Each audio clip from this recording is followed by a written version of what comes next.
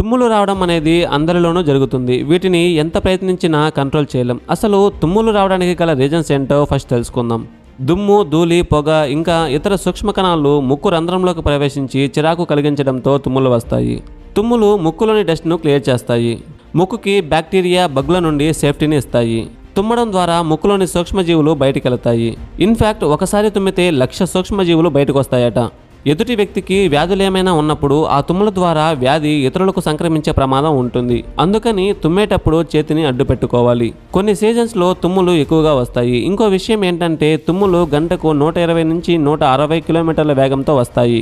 అందుకే ఎట్టి పరిస్థితుల్లోనూ తుమ్మును ఆపుకోకూడదు. Environment day, national health day, organ day లాగా ప్రతి సంవత్సరం ఫిబ్రవరి 2న తుమ్ములకు కూడా ఒకరోజు ఉంది. సబ్స్క్రైబ్ ముఖ్యం బిగులో.